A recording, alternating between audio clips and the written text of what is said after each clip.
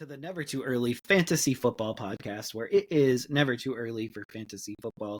My name is Jeff. As always, thank you for downloading, listening, liking, and commenting on our podcast videos. Please join our community by subscribing to us on the socials. Our handle on all platforms is at N2E Fantasy. We are also available on all major podcasting apps by searching N2E Fantasy. Alex, what do we have on today's show? Today's show is the second wave of free agency after the first initial ones that we talked about last week. This is the stragglers that are still signing, the ones that are going to sign with the team before the draft. I think that there's going to be that aftermarket after the draft as well.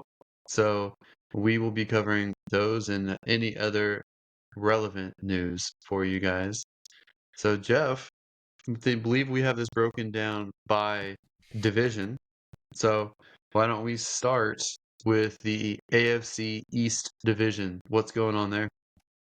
So we have a bunch of wide receiver news in the division. First, the Buffalo Bills signed former Commanders wide receiver Curtis Samuel to a 3-year deal. And I know, Alex, you are a huge fan of this move. I actually think it's a really solid move, and it's cheaper than other deals that were made prior. So I think he's going to be an excellent slot guy, excellent move around guy, gadget player. He's reunited with his offensive coordinator. I believe he played with under Joe Brady before, and Joe Brady got the most of them when they were together previously. So I'm excited for that. And obviously, Josh Allen to have a weapon over the middle and a guy that can move around a lot. I thought Curtis Samuel was quietly becoming the wide receiver one for the Commanders last year before he got injured a little bit. So I think he could be a good number two to Stephon Diggs, assuming they're keeping Stephon Diggs at this point, which there's been some tweets and some rumors that he might be on the move, which you just never know with Stephon Diggs, what's going on. But assuming the two are together and they have Dalton Kincaid, I think that's a good trio to have. Yeah, and then they also have Mac Hollins that they've signed, and Khalil Shakir on his third year, and I really think Khalil Shakir took a step forward last year. So I believe that the Bills, if they drafted a wide receiver right now, they would be in really good shape heading into the season. That'd be the best surrounding talent if they draft a wide receiver too. Yeah, and I think they will. They're being really tied to Brian Thompson, I believe is his name, so that could be the guy. And Brian I know that's Thomas one of your Jr. favorites. I like him, and I like A.D. Mitchell. I think either one of those guys could find their way there. All right, we'll see. The Dolphins re-sign one of my favorite wide receivers, Braxton Berrios, to a 1-year deal. And now, because of Cedric Wilson leaving in the offseason, he's for sure going to enter camp as the number 3. And if anything happens to Tyreek and anything happens to Waddle, this guy is going to be the guy that's on the field. And he could be pretty valuable for some fantasy owners, depending on what happens this season. What's your thoughts on Mr. Berrios? I think he's a deep bench stash for the Dolphins. I don't think he's that crucial, and I wouldn't be surprised if they drafted a really fast wide receiver in this draft. Honestly, We will see what happens in this draft, but I don't know how much they're going to spend on the offensive side of the ball, considering how much they've already spent on the offensive side of the ball and how much they let go on the defensive side. Plus, they got to pay Tua, which is your favorite part of this offseason, is the Dolphins potentially and eventually paying Tua Tagovailoa. I think his stats are inflated because of the offense and the talent. I don't think he's that good of a quarterback, and I think that they would do well to move on from him and get a better long-term answer. I don't think paying him is the right answer, but they're probably going to do it. Yep. It would be funny if the first 2 years are guaranteed and that's it. But it's like a high number, so everyone's like, oh my gosh, you got paid this, but it's only like a 2-year deal in like a 5-year outfit, basically. That would be smart. I would be okay if they did that. I mean, it's possible because the agents at the end of the day just want to have this large number to go back and be like, I got this number for my guy. That's why you always hear about the maximum of contracts, and you don't hear about like what the downside guarantee is because agents don't want that to get out. So also, the Patriots signed former Vikings wide receiver KJ Osborne to a 1-year deal. And I know he's a favorite of some of our league mates, but I don't know, man. This 1-year, $4 million deal doesn't really scream like he's going to be a big contributor for this team. Am I right or wrong on this? I mean, I'm not too high on KJ Osborne in general, but to be fair to him, he's almost a top 5 wide receiver that on the for the Patriots history. He's almost a top 5 wide receiver for them. So if you think about it, they've had Randy Moss, they've The had best Wes ever. Welker, Yep. they've had Edelman, Yep. and they've had Deion Branch. But I can't. Didn't they have a Tim Brown too? If they did, that's not recent enough in my memory. Or So those 4 are really the only good wide receivers the Patriots could be the 5th best they've ever had. Not really stop saying with much that on that regard. nonsense. Irving Fryer, Deion Branch, Randy Moss. Apparently, hold on. I am looking up top Patriot wide receivers of all time. Stanley Morgan's number 1 with 10,000 yards receiving. So in the modern era, you are correct. Yeah. But overall, before our time, like I don't even know who Stanley Morgan is. Irving Fryer played for the Patriots. It looks like Troy Brown, not Tim Brown. Troy Brown played from 93 to 2007, so he had a 14-year career with the Patriots. Ben Coates, but he's a tight end.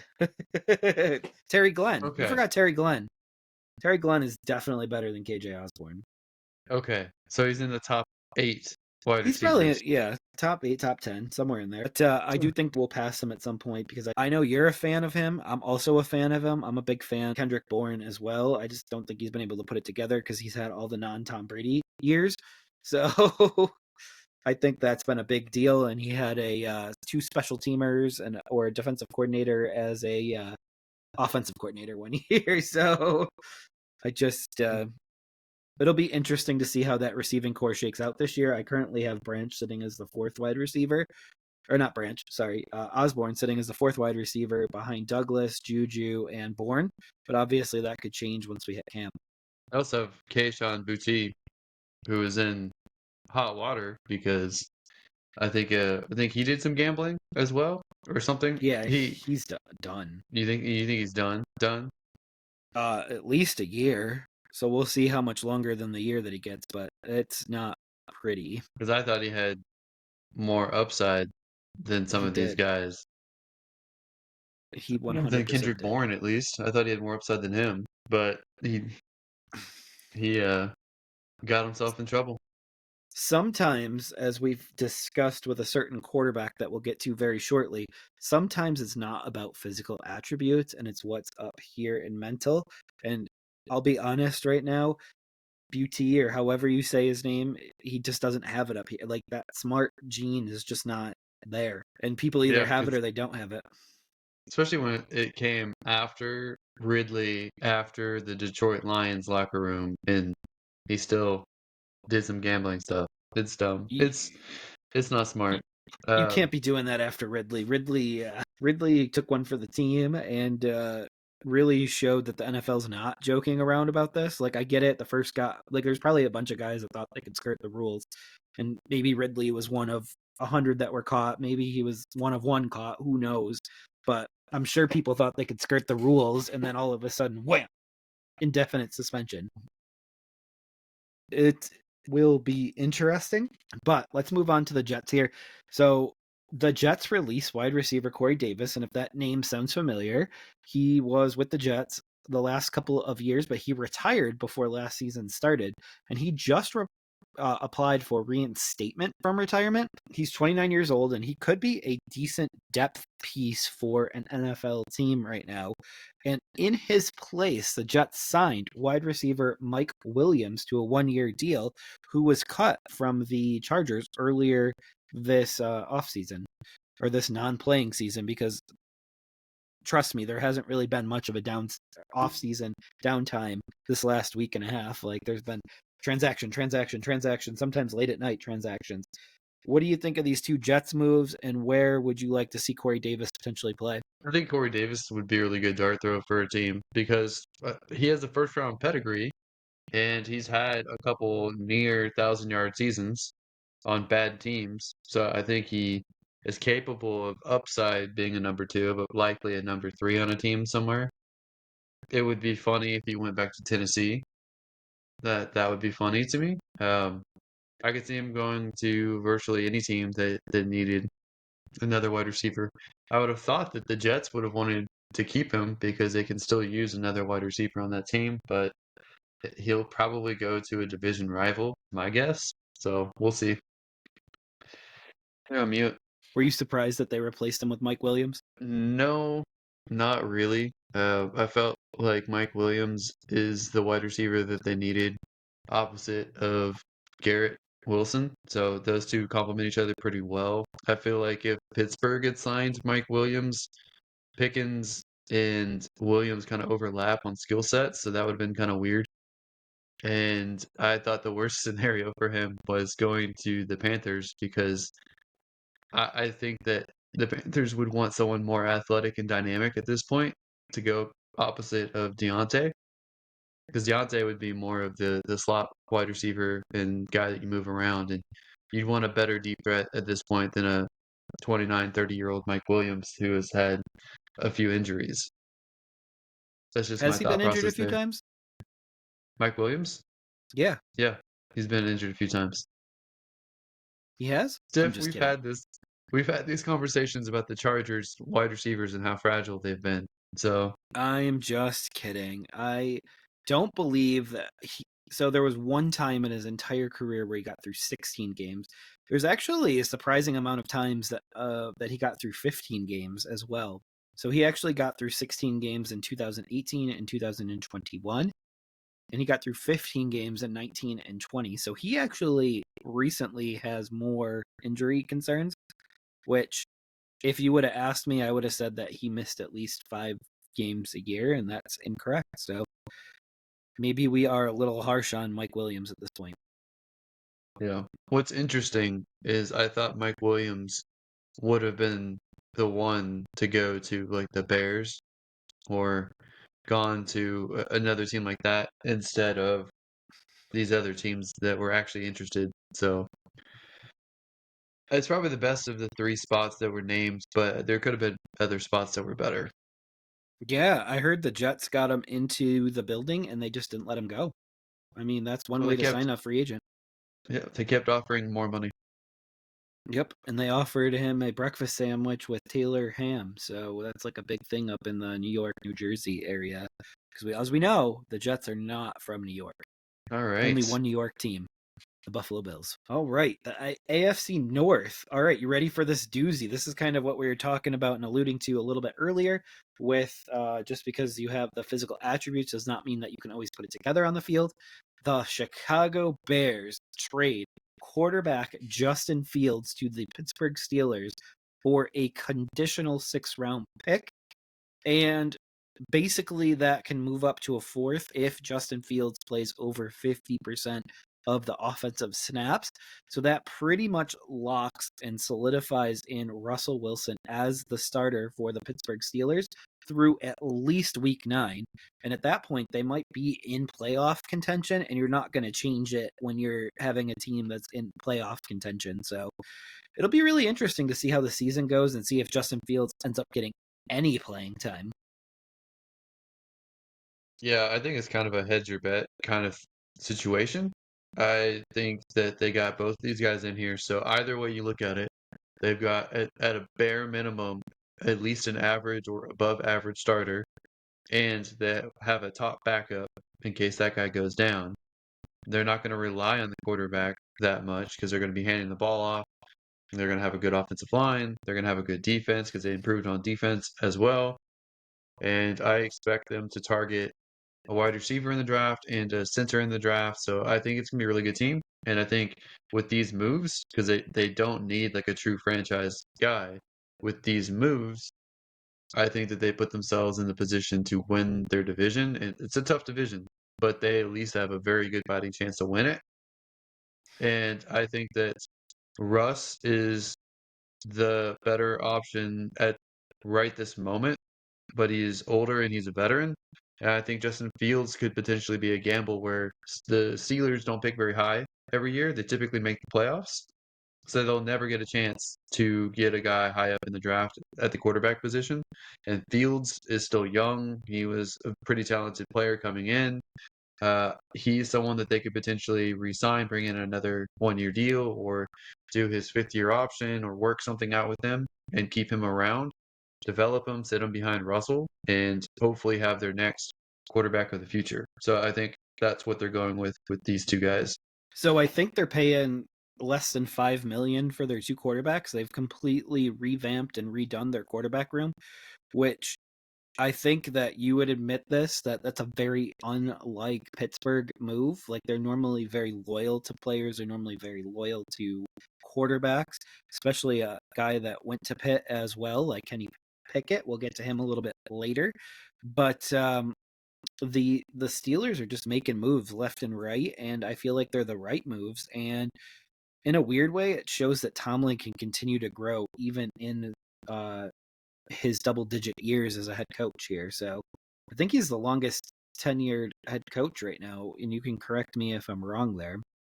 No, I think that's correct.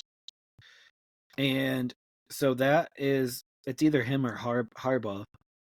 But yeah, there's two coaches in that division that are forever old at this point in NFL terms. And they continue to improve and they continue to keep evolving and changing, which is like the biggest piece of it. So Mike Tomlin has been in the league. This will be his 18th year, and this is John Harbaugh's 17th year. So Mike Tomlin is the oldest tenured head coach by 1 year, and it's that division. Longest tenured. He's not. Yep. He's not close to the oldest, but he's longest.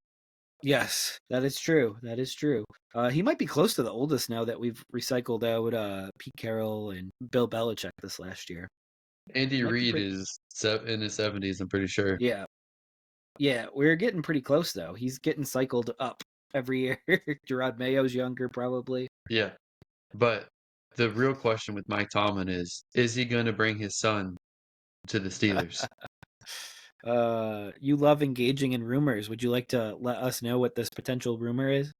Oh, there's so much speculation with the 49ers wide receiver Brandon Ayuk, whose contract is ending soon, that he might be traded. And he tweeted out that he and Mike Tomlin look related, and he wanted to know if Mike Tomlin thought so too, with the big eyeballs emoji. So like, everyone's like, "Are you trying to get traded to the Steelers, or are you trying to be funny, or did your account get hacked, or whatever?" Either way, someone posted a picture of both of them, and they do absolutely look like father and son. It's hilarious. It should be noted that he hasn't tweeted in a year or posted on X in a year. So it could easily be a hack, but we won't know for a while. If it was hacked, great post by the hacker. That was funny. And I'd be very curious to see if something happens to Brandon, like whether he goes to a team or not. I'd like him to go to the Texans, and there's been rumors that the Jaguars are potentially interested in trading for him. So I think there will be a move for Ayuk this year. I don't know if it's an extension or a trade. I just foresee some movement coming in his front this offseason. But you mean extended with the 49ers? Because if he's traded, he's going to be extended. Yeah. So there is a possibility that they extend him on a good number, but it's probably going to cost over $20 million per season to keep a guy like Brandon Ayuk on the team. So, and I know how much you love that.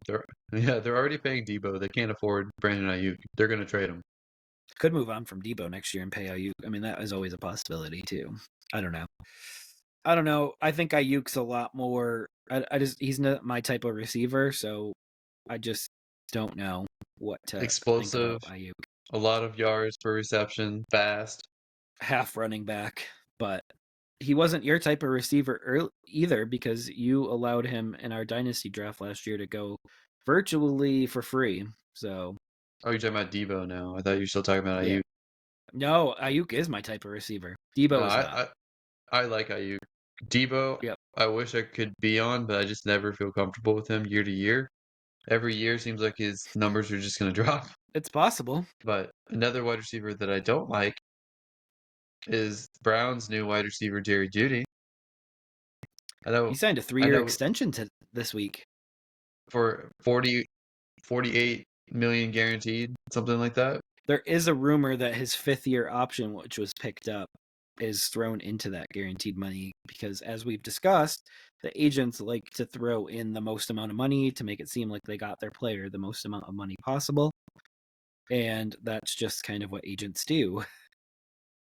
I don't get the Browns trading for him and signing him to an extension. I don't get it. He hasn't done anything in his career to make me think he can even be a number 2 wide receiver, let alone a number 1. I don't understand any of it. I'm sure they're going on upside and pedigree, but I don't think that they have a plan, and I don't think the Browns are going to do nearly as well this year as they did last year. So you tell me what you think. So I think the Browns improved offensively, and it all depends on how quickly Nick Chubb can come back from his injury. So that'll be one thing that I'm looking for with the Browns. But the receiving core, their quarterback's back. I think over that they'll be just fine, and I think their defense will be just fine as well. So I don't really see too much of a downturn. This division is going to be one of the toughest in the league to get through, but we'll see what happens here. Well, Dave Swinston and So Tyler Huntley isn't it was ready to move in the Patriots, and it did seem like they were going in that direction. And they also brought in Josh Johnson as well when Tyler Huntley signed basically as a 4th quarterback on the Browns roster. So it tells me he didn't have a ton of options. But we'll see what happens there. I was trying to look for details on Jerry Jeudy's contract. I just wonder if that 15 to 16 million for his 2020 5th-year option is included in that 41 million guaranteed. So I want to see if they wrote it on purpose to mislead us, but we won't know that until that contract actually gets released to the NFL.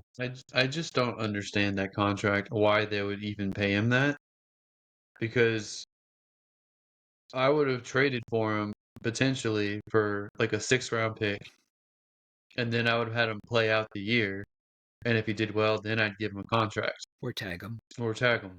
What they did makes no sense. I agree. And I still wonder what they're going to do at running back, the Browns. But that's because I don't know if Nick Chubb is going to be ready for week 1. I think that's a little bit of a stretch, but obviously we won't know that for sure until we get closer to the regular season. But we have to go back to the Steelers for 1 second here. The Steelers did sign former Falcons wide receiver Van Jefferson to a 1-year deal as well, and I know he's one of your favorites. Former Rams wide receiver too. I know. He got traded to the Falcons last year, and I remember in that first game with who's the backup quarterback for Tyler Heineke, threw him the ball and they were driving for the win and he dropped it on 4th down, and I will never forget that play with Van Jefferson in my entire mind. Like, I didn't lose any money or anything on it, but I just remember how devastating that is that he cost the team the game, one of his first games there. So yeah, he's never shown up. That's why the Rams moved on from him, and Puka took his spot, what should have been Van Jefferson's spot as the number 2 across from Cooper Kupp. Van Jefferson didn't step up, so they got rid of him and moved him on somewhere else, and Puka is now living it up and will have to split with Cooper Kupp. We'll see when they're both healthy what that shakes out to be, but Van Jefferson story is so awesome. Yeah, Van Jefferson for the moment slides in at wide receiver 2, wide receiver 3 for the Steelers. I mean, I think Austin is probably 2 at the moment until they bring somebody else in. I still think the Steelers are going to draft a wide receiver, and that wide receiver will immediately be the number 2 to Pickens. Draft or trade. Trade. So but we'll see how that goes. How great would that offense be with Russ, Najee, Warren, also with Pickens and Ayuk and Freiermuth and Washington, and they just have so much depth too. Because if Russ got hurt, you still have Fields that could come in. Like, and I know I slam Fields a lot, but like for him to be able to come off the bench and be able to contribute potentially, that's a pretty big deal, I think. Yeah, he should be the closer. He'll play the first quarter only, as we've discovered today, because he has a 75% completion percentage in the first quarter, and that gradually falls as the game goes on to 49% in fourth quarter in close games. So it's and it falls quarter by quarter, which I've really never seen that before in my entire life from a quarterback, where they get progressively worse as the game goes on. Not really sure what that means. What do you think that means? I think it has more to do with the play calling that they did more than Fields himself. But usually the first quarter is scripted plays, so that is the coaches scripting out plays. So if he's completing 76 of the scripted plays and only 49% of the less scripted plays, like that tells me he's got trouble with decision making in the moment. Well, also, as the game shifts, the coaching staff is supposed to come up with changes and alterations and react to the defenses that they're given. And if they don't do that, that's not on the quarterback. It's very rare that the quarterback has full command and authority over the offense. You have to be someone like Tom Brady, someone with a high pedigree like now Patrick Mahomes. There's like only a handful of guys that have that capability, and the Bears offense didn't do them any favors. They didn't have that great of a rushing game to maintain a lead and take pressure off of him.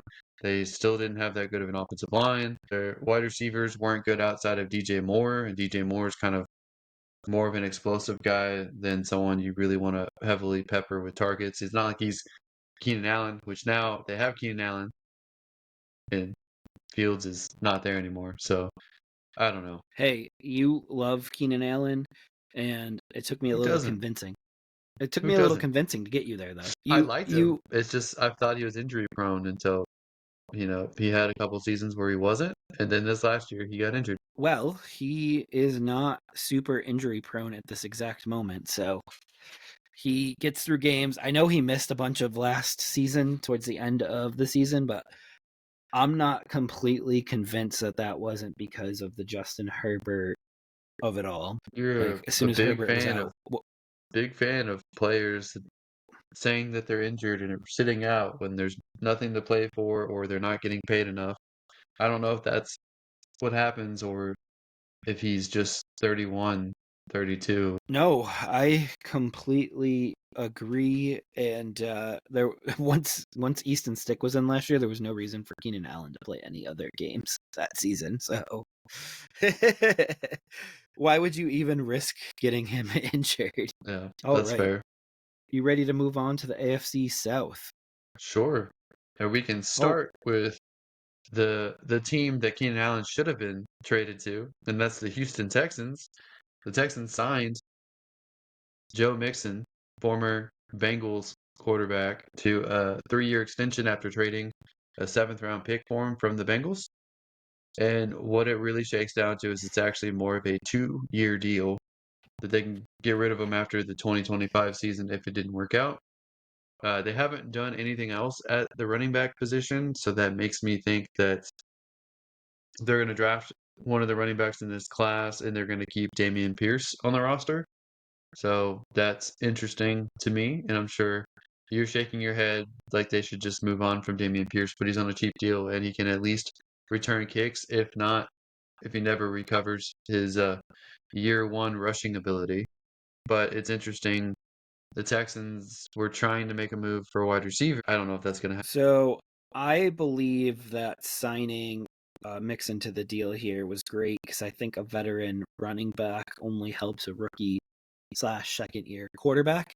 So I just feel like this is an important piece for CJ Stroud's development with the team. And I think that he's more established, more developed than the than Singletary was, so that'll be a bit of an improvement from last year.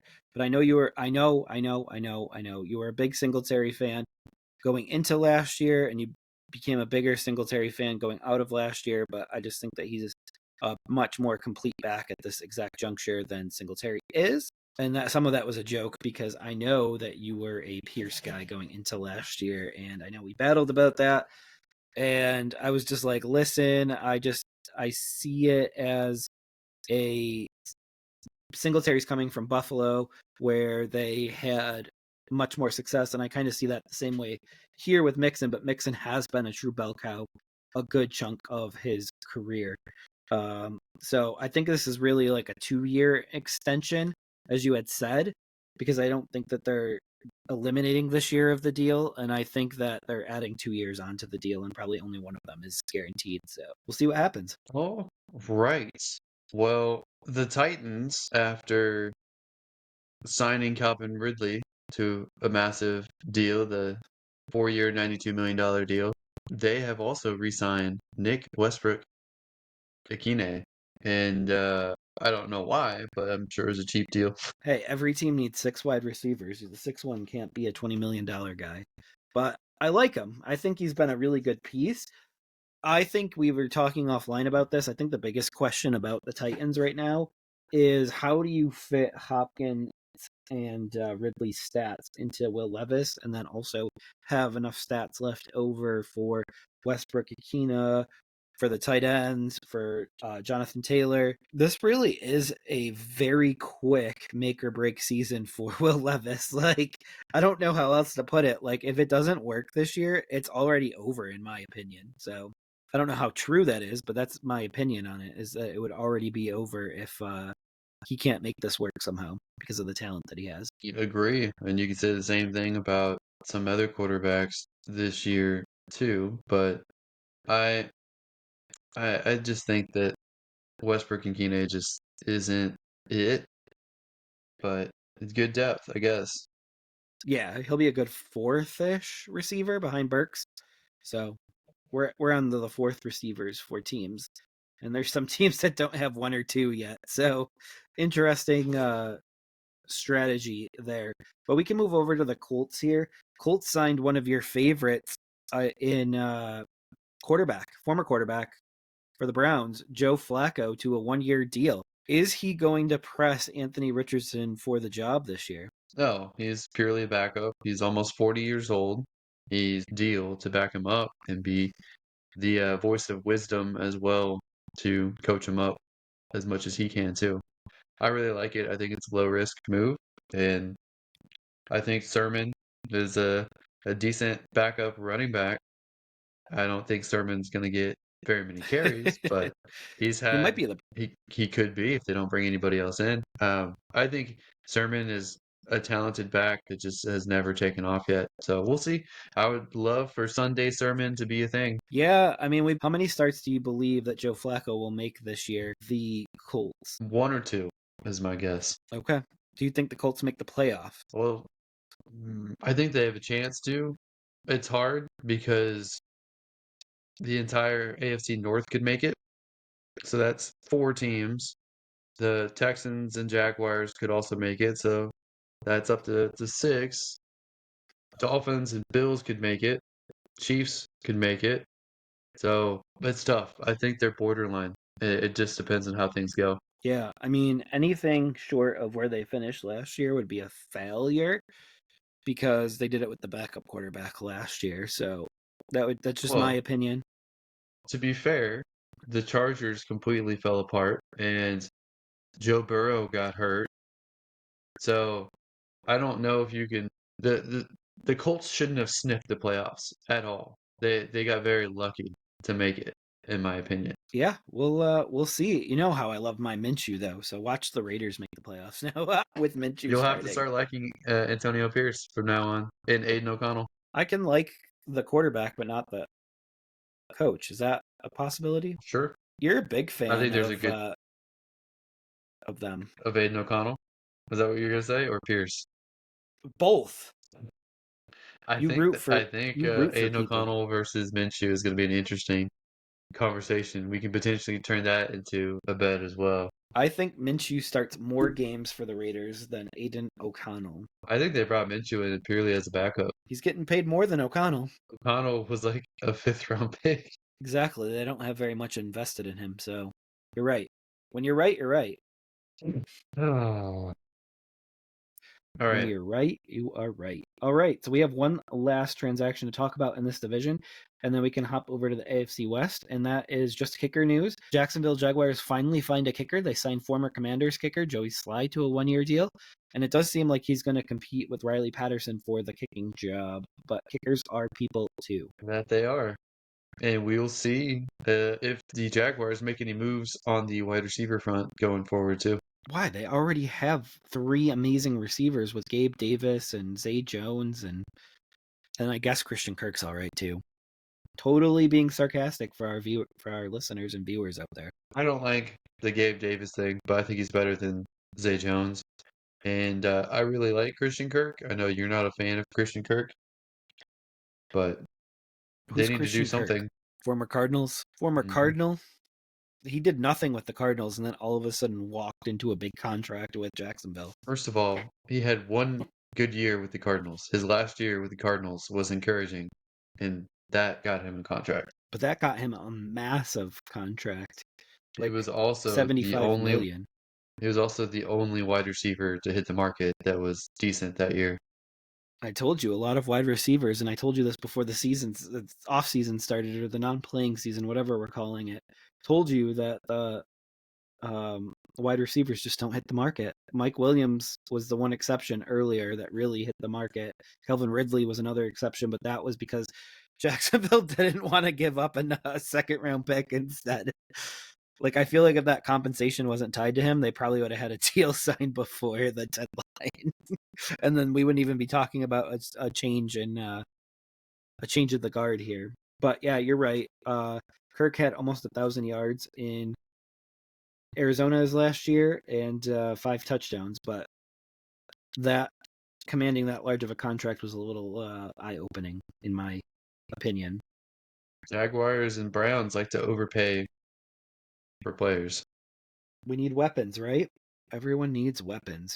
All right, so we can move over to the AFC West. And speaking of weapons, the Chargers have agreed to a deal with former Panthers tight end Hayden Hurst. We don't know how long the deal is yet, but they have agreed to terms, and that should come to fruition here in the next couple of days. But looks like it's almost done at this point. Yeah. If he does well with the Chargers, would that Hurst you? Dad jokes in here. No, only because of the situation around it, where he was playing basically with half a brain the second half of the year. So he had amnesia from a concussion, which you don't hear about that very often. Yeah, they're heavy concussions. But he has moved around from team to team. He was originally a first-round pick with the Ravens, and then he went to the Bengals, didn't work out there. Went to the Panthers, didn't work out with the Panthers either because of massive hits and concussions, and now he's trying again with the Chargers. We'll see if he does something. Correct me if I'm wrong. He was drafted before Mark Andrews and in the same draft. Mm-hmm. And Mark Andrews is still with the team, so it's not always the first tight end that goes. That's going to be the guy. That was kind of what I was looking at with Kraft and Musgrave last year. I was like, I'm trying not to pay attention to who got drafted first. I was trying to pay attention to skill sets and how they were using them when they were out there, because if anything, this Andrews Hurst thing has really taught me to do that. Well, it just goes to show you that tight ends taken in the first round historically haven't been that great. There are exceptions, but Hurst wasn't that good of a prospect coming into the league, and Andrews was taken in the 3rd round and was a much better deal. And historically, before the last couple seasons, the best round to take a tight end was the 3rd round. So where was the best tight end ever? What was the highest that one of the best tight ends ever have been drafted? Tony Gonzalez was taken in the 1st round, and he was the OG. And then Antonio Gates was an undrafted free agent. Kyle Pitts was the highest rated or highest drafted tight end. Was it 1.04? Yeah. He had a good first season. He might have a good fourth season, for all I know. I think Gronk was fourth round. Yeah, Gronk was after Hernandez, if I'm not mistaken there. Same year. I think it was third and fourth. Something like that, It yeah. could have been fourth and fifth, but... No, I think Hernandez was second and Gronk was fourth. So it is possible that So it's always the second tight end drafted in the same class that turns out to be the better one. That's what I'm hearing. Oh no, He's from right down the road in Amherst, New York, too. Hernandez was better than Gronk in some regards, in my opinion, but he was crazy and a murderer. The word that I didn't think that we would ever say on our podcast. Murderer. Yep. But Hernandez was I'm looking him up right now. He was a fourth round pick, and Gronk was this up here, but Hernandez was a fourth round pick. Rob Gronkowski was a second round pick. That is weird. I got it reversed. Me too. In my head, I had it reversed, but Gronk turned out to be one of the better players in NFL history, not just at the tight end position. It's all because he has a May birthday too, just like me. Hernandez was the better talent at that time, but he had off the field issues already, which is why he dropped to the fourth. And Gronk wasn't considered a very smart player, but he was very physical and he was more of your traditional tight end with receiving chops. But Gronk outperformed his prospect profile, whereas Hernandez went super crazy and killed a couple people. So, all right. So I'm going to let you talk about the next two deals here because I know you've been waiting to say the second one on the list here for a very long time. And now it's your turn to shine. I hope you're not talking about Marquise Hollywood Brown. I really did not want him to go to the Chiefs.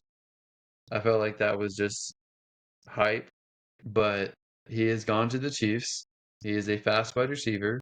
He is their third or fourth attempt to recreate Tyreek Hill and probably the next failed attempt. But I think that he is better than the last two or three guys that have tried. So it's an interesting get. He's not someone I think that runs very good routes. He's fast and I guess good after the catch. He's a little undersized. I think that I would rather have Rashee Rice out of the two of those two wide receivers. And this isn't even limiting the Chiefs from taking a receiver in the draft either. It's just a 1-year deal. They should get someone else. I do think that this is the end for some of the other guys that the Chiefs have drafted, like Sky Moore and Justin Watson. I don't think that those guys are long for the Chiefs. So we'll see how that all plays out. But it is an improvement for that wide receiver group, any way you look at it. Yeah, and I think you've been waiting since we've been doing this podcast to announce a wide receiver to the Chiefs, and now you finally get to do that.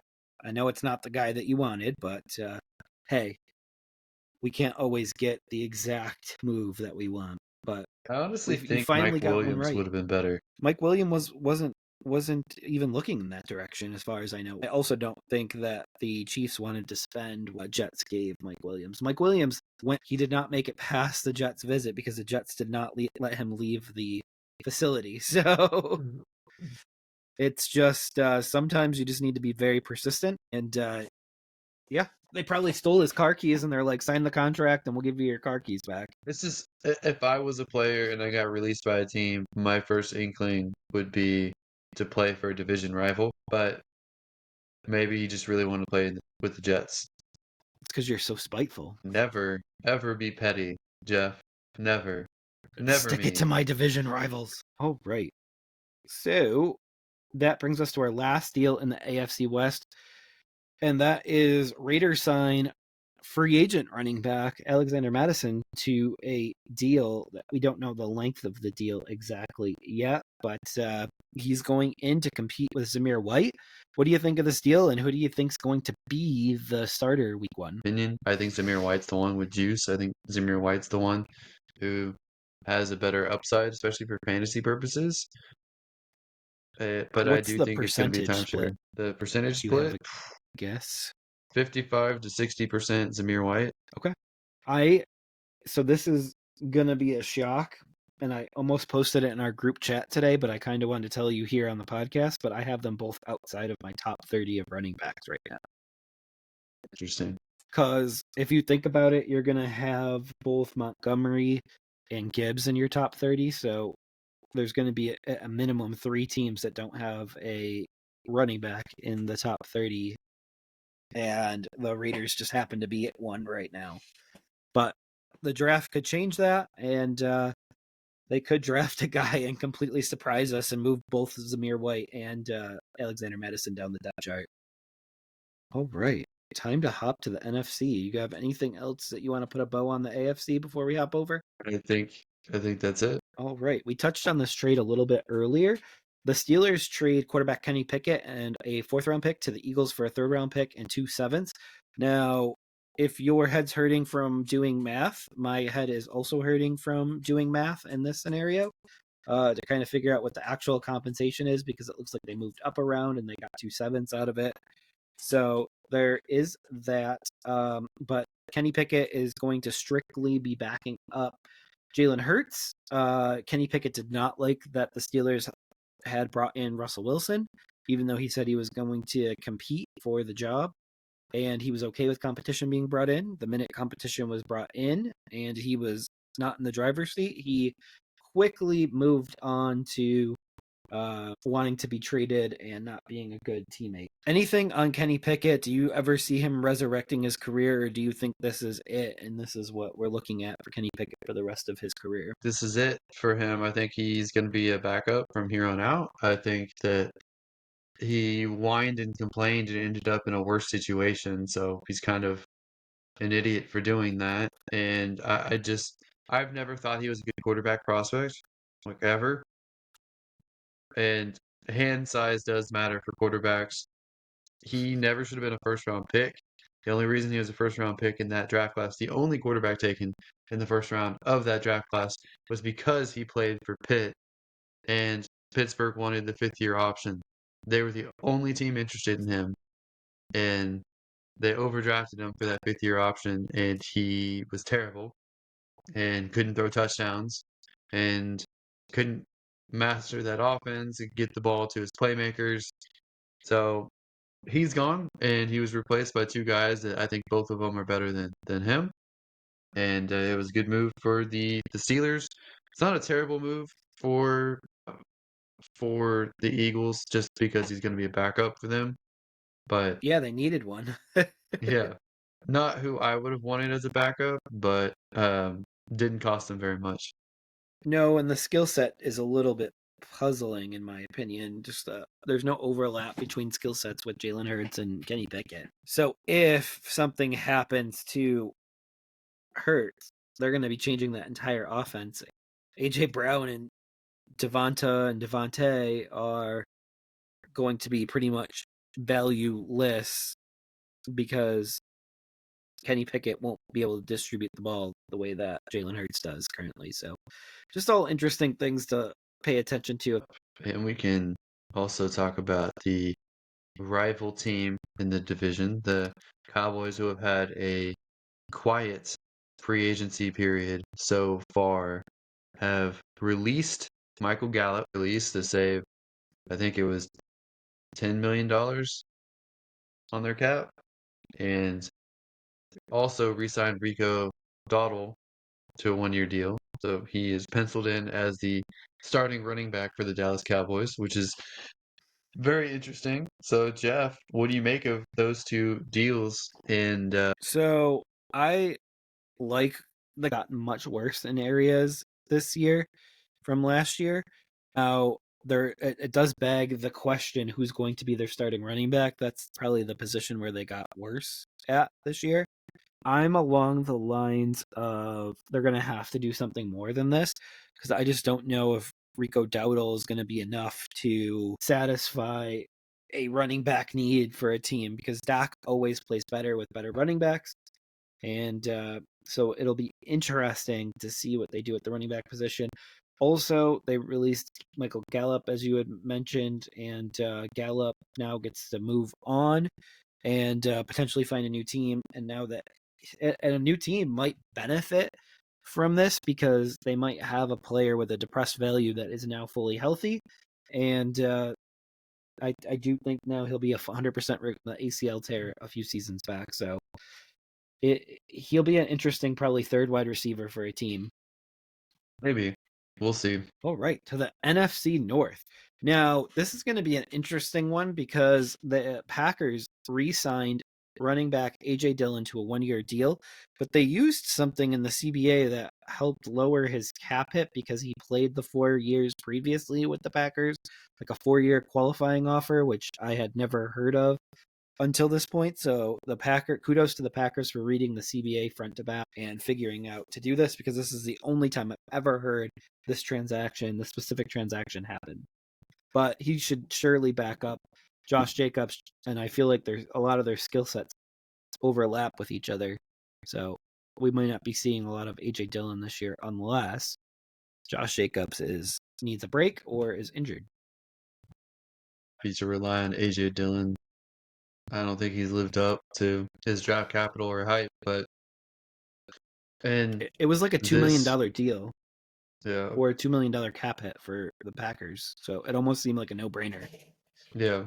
And with this draft class being weak at running back, I can understand bringing him back for a 1 year too, so they can just hop out of it next year. Yep. I would have preferred to have Aaron Jones, but, you can't have everything, I guess.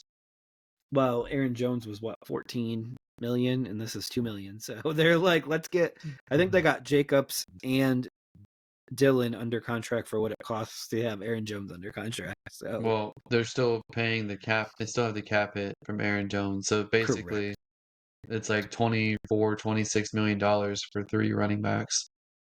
And one of them isn't even there. But we can move on. We've already mentioned this before, but the Chargers traded Keenan Allen to the Bears and didn't mention conversations for a 4th-round pick. What has come out is the Chargers asked Keenan Allen to take a pay cut, and he said no because he just had a very productive year. They said, okay, we're trading you. And he wasn't willing to take a pay cut for anybody else either, and the Bears were willing to pay full price and traded Caleb Williams, if that's the route the Bears go at quarterback. Help give him the best situation that any first overall pick has. Good for the Bears. That's a pretty solid trade. I wanted him to go to the Texans, but that didn't happen. There's a rumor that the Texans were willing to take on the cap, and the deals were pretty much the same or similar or even more for the Texans, but the Chargers just wanted him out of the AFC. Was that something that you heard as well? I think that's part of it, but what I've heard for the Texans is it was a 7th round this year and a 3rd round pick next year, which equates to a 4th this year. So, Got it.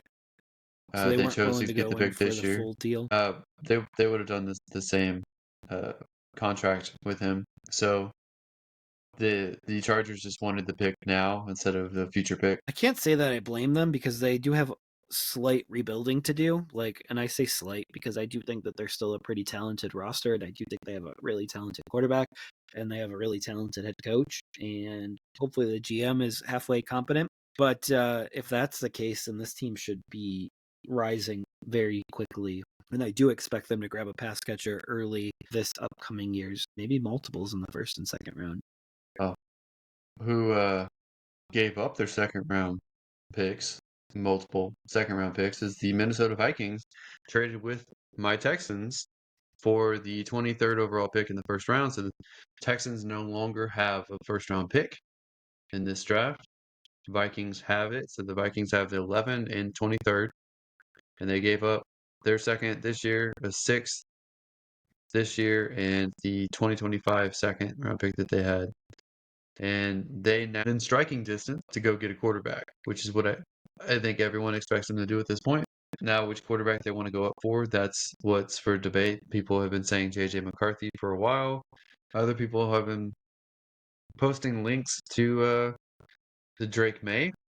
We don't know exactly how the draft board is going to fall on draft day, so it could end up being either one of them. They could be happy with either one of them. My question is one, do you think this was a good deal? And two, do you think that there's anything that could happen that would cause them not to trade up for a quarterback? I mean, there's a potential of the teams in the top 5 have their eyes locked on a certain player and they're not willing to move back. There's always that risk, especially when you have supposed generational quarterbacks, generational wide receivers, some good outside tackle, some tackles. It'll be interesting to see what teams actually do move back. Now, I think there's going to be a lot of teams that want to move back, and they may not get the compensation that they want or desire to move back. Or the other team that wants to move up may not offer or give the compensation to move up. So there's a lot of moving parts when it comes to moving up, and I am on the belief here that the Vikings are going to pair up the 11th pick, the 23rd pick, and probably their 2025 first and move up into the top 4. But they have to move into the top 4 because if they don't, let's say they move to 5 with the Chargers, what stops the Giants from moving up a few slots to number 4 and picking the quarterback that you wanted? So I think the only logical spot for the Vikings is to move up to number 4 at this exact moment. Well, I think they're going to wait until draft day because you want to know who's being taken 1, 2, and 3. Maybe they only have 3 quarterbacks that they like, and maybe the 3 that they like are the ones that go.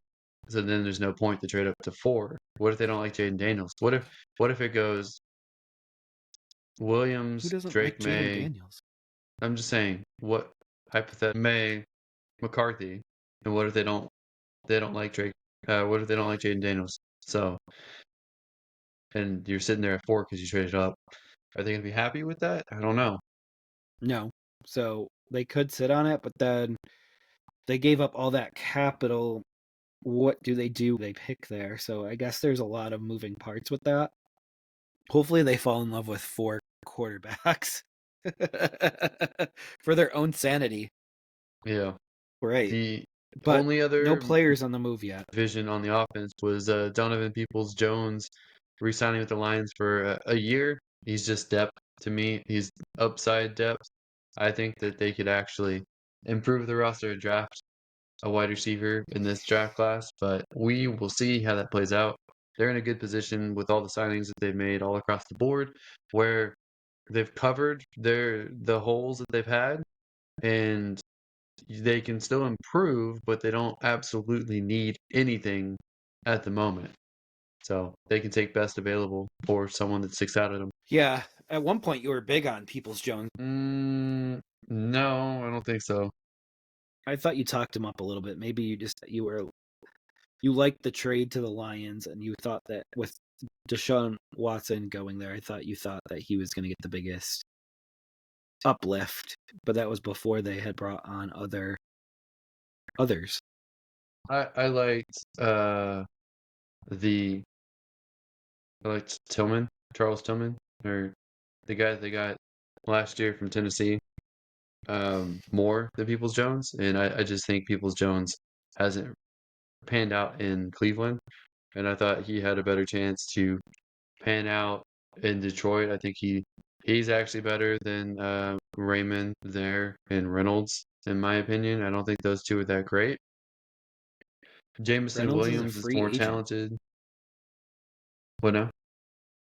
Reynolds is still a free agent. They have not brought him back yet, which is a little surprising because that's Goff's boy. I do think Peoples-Jones is better than him, but I think Jameson Williams is more talented, but he hasn't quite shown out fully yet either.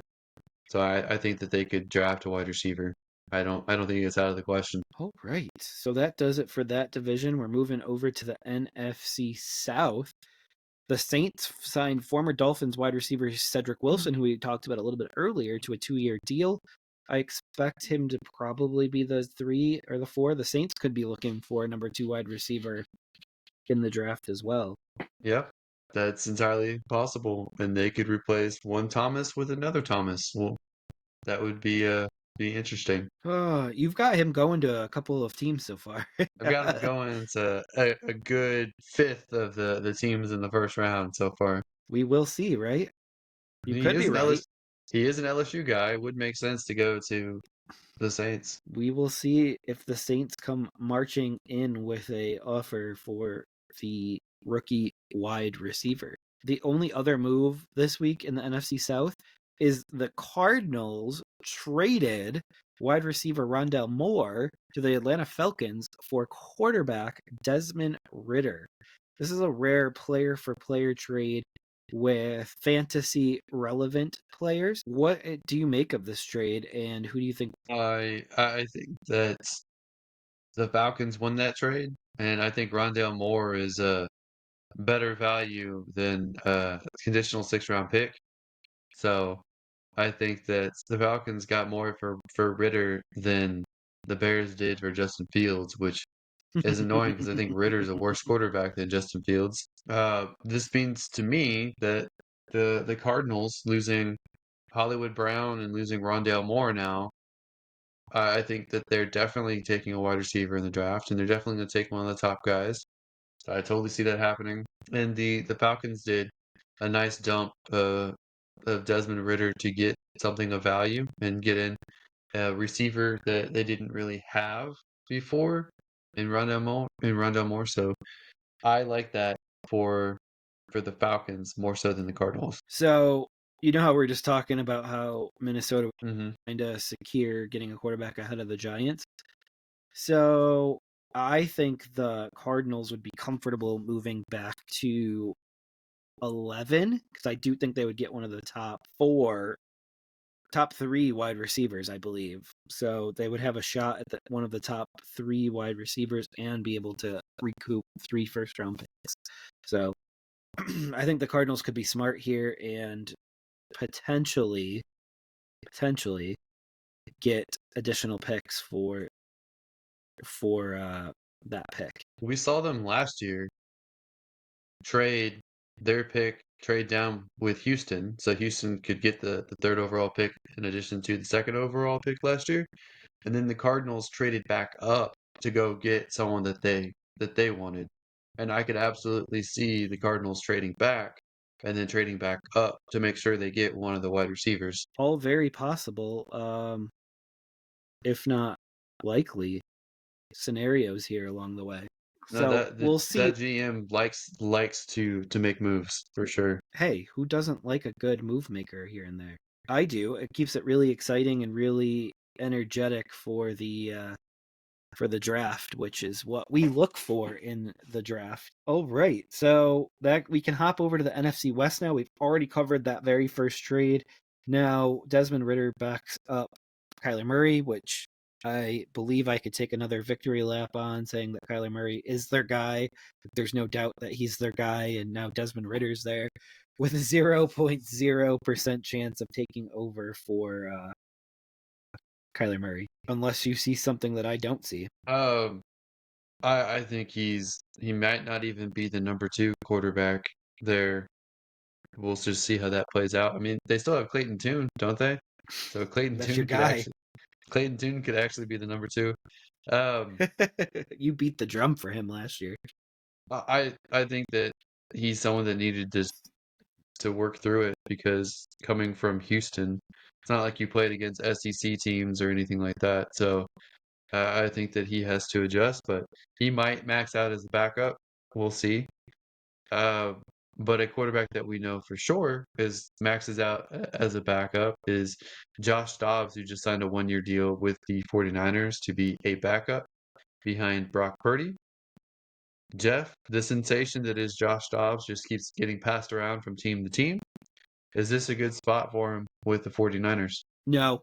Just in a word, no. I feel like he's very Trey Lance-like. He plays a lot like Trey Lance, and that didn't work out in this system. Sam Darnold was actually the perfect quarterback to be a backup inside of this system. And obviously, we all know how that worked out. Sam Darnold now is the penciled in starter for Minnesota. So it just feels like a really weird signing, and it feels like San Francisco kind of panicked, and they're like, "Oh my gosh, we're not going to be able to get a backup quarterback this year," and they just were like, "Josh Dobbs, let's go." You would have thought maybe, well, it would have made more sense to go after Jimmy Garoppolo, but obviously that probably ended more poorly than I'm giving it credit for right now. But he would have made more sense to me than Josh Dobbs. Thoughts?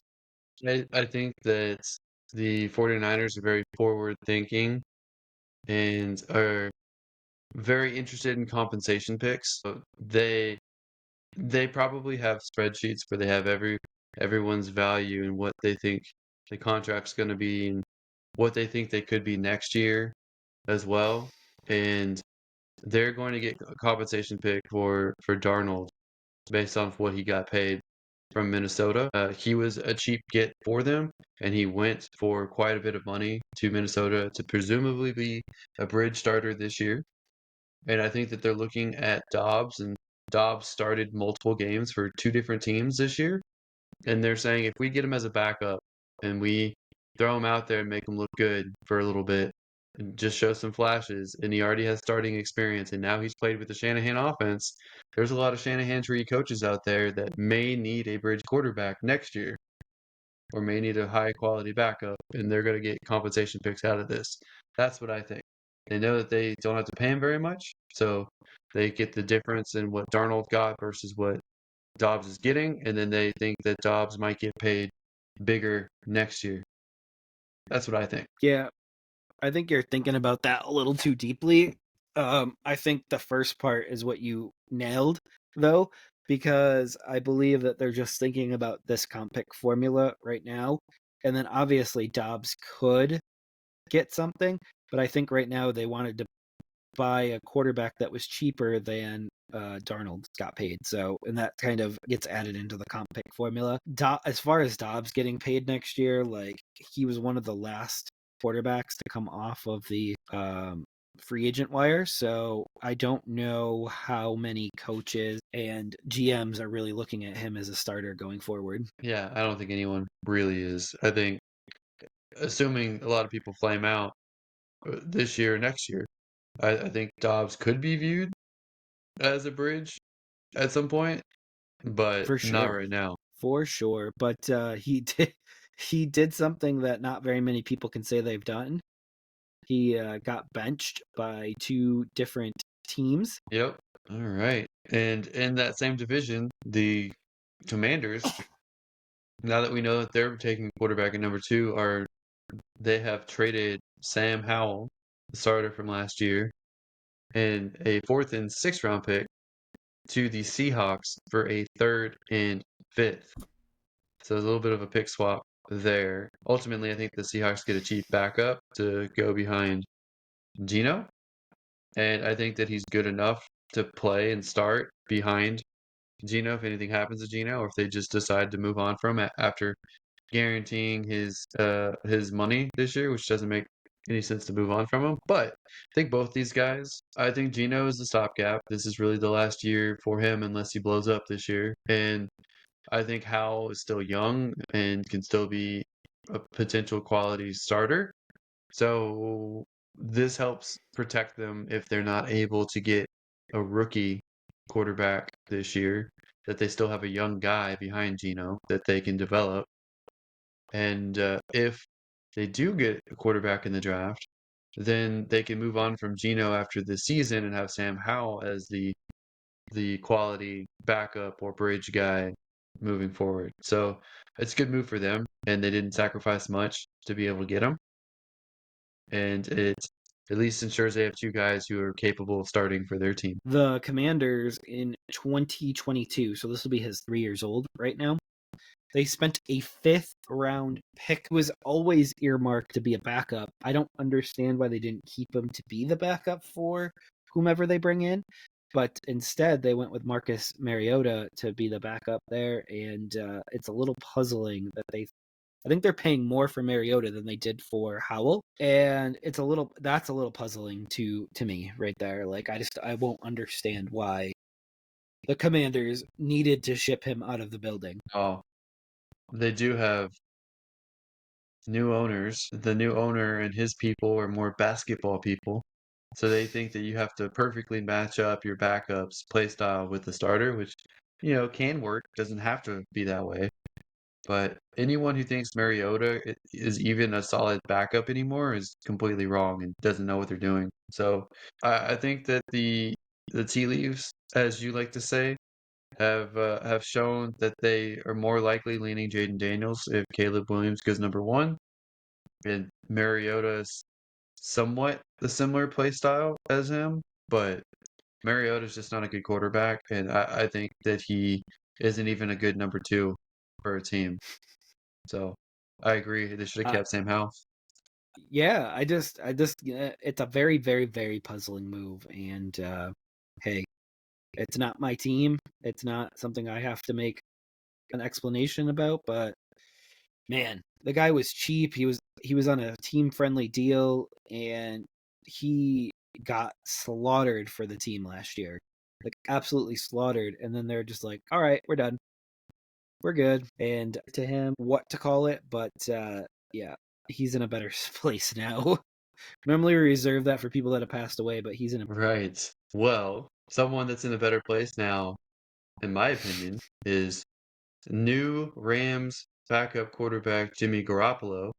Now that he was waived by the Raiders, I think him going to the Rams is a good situation for him, and it's a reasonable backup situation behind Matt Stafford for the Rams that they're not totally screwed if Stafford goes down.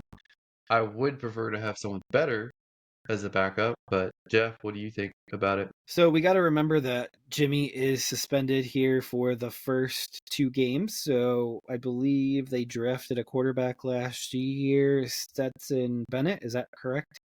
Yep, out of Georgia. So he's going to be the backup entering the season. And so we're just going to have to deal with that if anything happened to Stafford early. Yeah, I don't completely understand the move unless Jimmy just didn't want to leave the West Coast, because he's pretty much played for every West Coast team there is right now. So I think he's played for the Raiders, the 49ers, the Rams now. So he is just making all of his stops right now. Could be the Chargers next year, could be the Seahawks. I mean, who knows? It could be. We just But never know. good news for the other teams in that division, though, is future Hall of Famer Aaron Donald retired from the league, and he just did 10 years and was done. He seemed like he could still play. He demolished offensive lines and completely collapsed them, got to the quarterback, crushed running backs. He was literally a wrecking ball and a force of nature, and could have played probably 5 more years at least, I feel like. So if you are a Seattle Seahawks running back truther, if you have Kenneth Walker or Zach Charbonnet, it's good news for you. Same thing with James Conner and also with Mr. Christian McCaffrey. So, Jeff, I don't know if you have anything else to add about that, but that's going to change the league, the division. No, I completely agree. It kind of was a bit of a shock because it kind of came out of nowhere with no hints that this was going to happen. But here we are. Okay. Well, we can wrap it up here with just a quick rundown of who is left unsigned in free agency that may be fantasy relevant. And Jeff, I know you have been compiling lists. You want to just run through real fast who's left? I have list upon list upon list, but at the quarterback position, we have Carson Wentz and Ryan Tannehill. I don't see a lot of teams to be clamoring for them, but obviously, I always believe that Wentz deserves a backup job at the very least. I've always beat the table for him to potentially back up Patrick Mahomes, but that still hasn't exactly happened yet. But it seems like that would be a good fit. And Mahomes does seem like he gets a minor injury or two every year, so it wouldn't hurt to have that backup going. But Tannehill, I think he's pretty much toast. But there is a few teams that probably could use him, even just as veteran presence. So we'll see what actually comes of that. Now we move on to the running backs. We have Kareem Hunt. We have Leonard Fournette, who really didn't have a team last year. I know he played a couple games for the Bills, but he did not make the playoff roster. Josh Kelly, Jerick McKinnon, Clyde Edwards-Helaire, Damian Harris, Cordero Patterson, J.K. Dobbins, Cam Akers, Matt Breida, Dante Foreman, Ezekiel Elliott, Rashad Penny, Boston Scott, Delvin Cook, and Melvin Gordon. Anyone on there that sound really interesting outside of maybe Zeke and the 2 Achilles tears? Well, yeah, I was going to say, I think Zeke would be interesting to go back to Dallas. Kareem Hunt is keeping his career alive. Dobbins, maybe, but I like Cordero Patterson. I don't know why teams don't use him as a third down back or even bring him in as a wide receiver, honestly. But we'll see. Some of those guys just Clyde Edwards-Helaire, Kelly, like those guys just never panned out, and a couple of these other guys are on the older side. So I completely understand why all of these guys are still there. Well, I'm kind of shocked by Rashad Penny not having a job, honestly. No, I can completely agree with that, and I'm kind of shocked at how his season went last year, because he was kind of signed early to be the guy, and then all of a sudden they traded for Swift during the draft. So that was an interesting happening. How old do you think Cordell Patterson is? 31. 33 years old. So he's he was a first round pick. He was a first round pick in 2013 as a wide receiver. I did not know that. By the Minnesota Vikings. I did know that. I didn't know he was a first round pick. Since then, he's played for the Vikings, Raiders, Patriots, Bears, Falcons, and TBD. All right, let's move on to the wide receivers. We have Russell Gage, MVS, Michael Thomas, Hunter Renfrow, Josh Reynolds, Michael Gallup, OBJ. We have Allen Robinson, DJ Chark, Laviska Shenault, Chase Claypool, your favorite, Randall Cobb, Tyler Boyd, who should be signing here relatively soon. Steelers are split on whether or not to sign him, so it doesn't sound like he'll be signing there, but it shouldn't be too hard for him to find a home. Nicole Hardman and Paris Campbell. Anyone on that list excite you even a little bit? Tyler Boyd and Michael Thomas. I think if a team wants a cheap slot wide receiver, I think Hunter Renfrow could be pretty good. A lot of these other guys are either on the older side or injured. I know Michael Thomas is a little bit of both, but I think he has the highest upside of anyone else here. And from the running backs, we forgot to say Le'Veon Bell still wants to come back into the league, but he also has his own side gig he has a OnlyFans account himself. So for those of you who want that kind of thing, Le'Veon Bell apparently is out. It's so funny. It's so funny. I've lost all respect for him. He was a great running back. Oh God. The best running back ever to watch. You still can watch him on the gridiron. On the gridiron. So that leaves us to the tight ends, and there is Logan Thomas, who was released by the Commanders. There's Robert Tonyan, and also CJ Uzama, who was released earlier this offseason by the Jets.